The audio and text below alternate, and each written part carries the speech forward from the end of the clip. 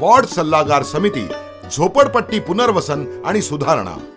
झोपडपट्ट्यांमध्ये राहणाऱ्या नागरिकांचं जीवनमान उंचावण्यासाठी योजना राबविणे, त्यांना चांगल्या सोयी सुविधा उपलब्ध करून देणे याकरिता वॉर्ड सल्लागार समिती झोपडपट्टी पुनर्वसन आणि सुधारणा कार्यरत असेल।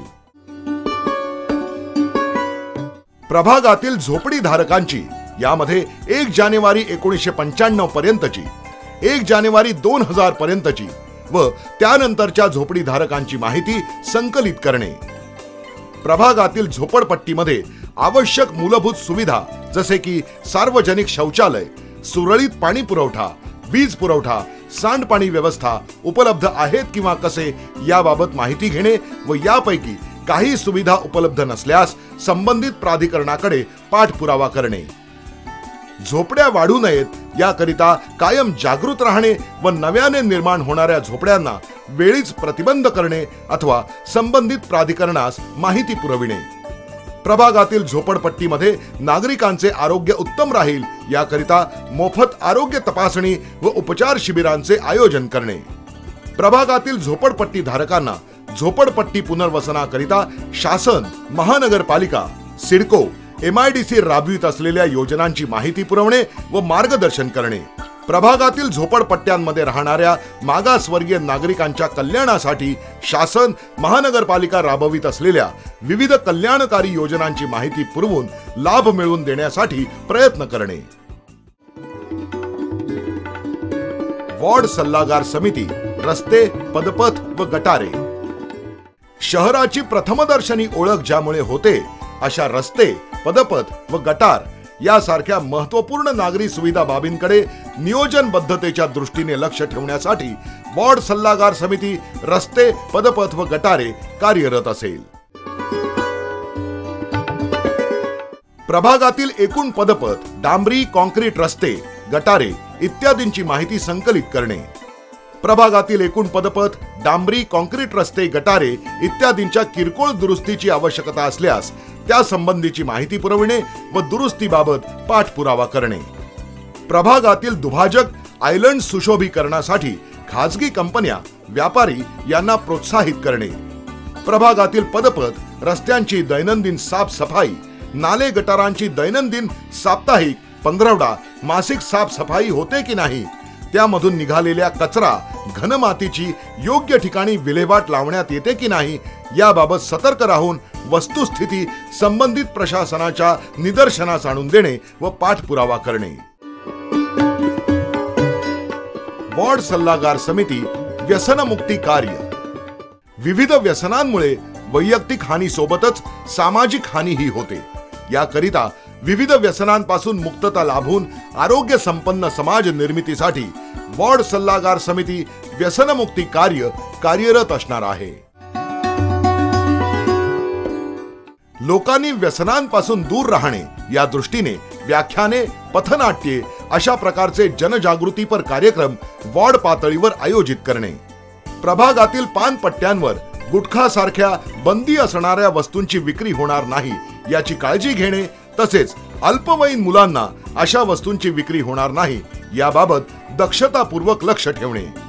दारू सोडू इच्छित असणाऱ्या व्यक्तींना अल्कोहोलिक अनॉनिमस सारख्या व्यसनमुक्ती कार्य करणाऱ्या संस्थांकडे घेऊन जाण्याबाबत सहकार्य करणे व ती व्यक्ती पूर्णतः व्यसनमुक्त होईपर्यंत लक्ष ठेवणे। व्यसनाधीन व्यक्तीमुळे कुटुंबाला होत असलेल्या त्रासाबद्दल तक्रार प्राप्त झाल्यास कायदेशीररित्या पोलीस यंत्रणेची मदत घेऊन त्या कुटुंबास सर्वतोपरी सहकार्य करणे। जीवनधारा कला व सांस्कृतिक समिती मार्फत आयोजित वक्तृत्व, निबंध, चित्रकला, घोषवाक्य, काव्यलेखन स्पर्धांमध्ये व्यसनमुक्ती हा विषय देऊन व्यसनांची घातकता नव्या पिढीत रुजविणे।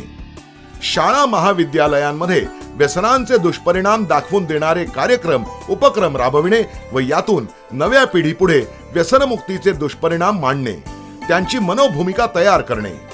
वॉर्डमध्ये गैरमार्गाने नशिल्या पदार्थांची विक्री होत नाही याची काळजी घेणे व आवश्यकता भासल्यास पोलीस यंत्रणेची मदत घेऊन त्यावर प्रतिबंधात्मक कार्यवाही करणे।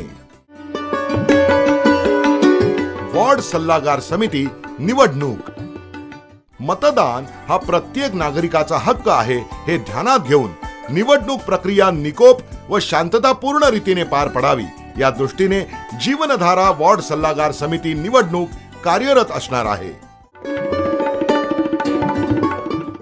प्रभागातील नागरिकांची मतदार नोंदणी करण्याबाबत लोकांना सर्वतोपरी सहकार्य करणे, विशेषत्वाने वयाची 18 वर्षे पूर्ण करणाऱ्या तरुणांची नोंदणी करण्यासाठी त्यास मार्गदर्शन व सहकार्य करणे, तहसीलदार कार्यालयामार्फत वेळोवेळी जाहीर करण्यात येणाऱ्या निवडणूक मतदार नोंदणी कार्यक्रमांची अद्ययावत माहिती ठेवणे व त्याचा लाभ नागरिकांना घेता येईल याकडे लक्ष ठेवणे, सहकार्य करणे.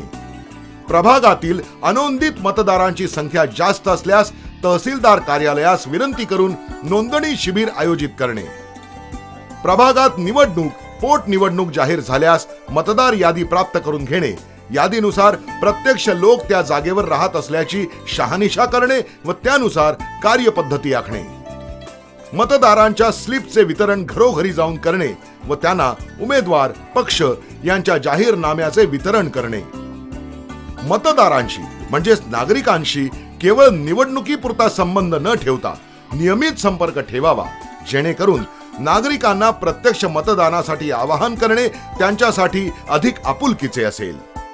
प्रत्यक्ष मतदानाच्या दिवशी मतदान कक्षात बसणारे पोलिंग एजंट्स मतदारांना ओळखणारे असावेत. जीवनधारा अंतर्गत सर्व सहकारी सदस्यांना बॅलेट युनिटसह मतदान यंत्राची व मतदानाच्या संपूर्ण प्रक्रियेची माहिती असावी.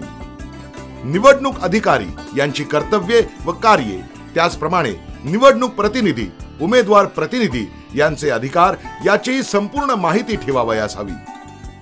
प्रभागातील मतदारांपर्यंत पोहोचण्यासाठी SMS तसेच फेसबुक, ऑर्कुट अशा सोशल नेटवर्किंग साइटची मदत घेऊन प्रचारात काळानुरूप आधुनिकता आणण्यासाठी सकारात्मक कार्यवाही करण्यात यावी. जास्तीत जास्त प्रमाणात आपल्या विचारांची सुसंगत मतदार मतदान करतील याकडे लक्ष ठेवतानाच बोगस मतदान होणार नाही याची काळजी घेण्यात यावी. वैश्विक सुखाची संकल्पना मांडणाऱ्या संत श्रेष्ठ ज्ञानेश्वर माऊलींच्या पसायदानातील पुढील ओळींनी आजच्या या प्रेरणादायी कार्यक्रमाची सांगता करूया. दुरिताचे तिमिर जाओ, विश्वस्वधर्म सूर्ये पाहो, जो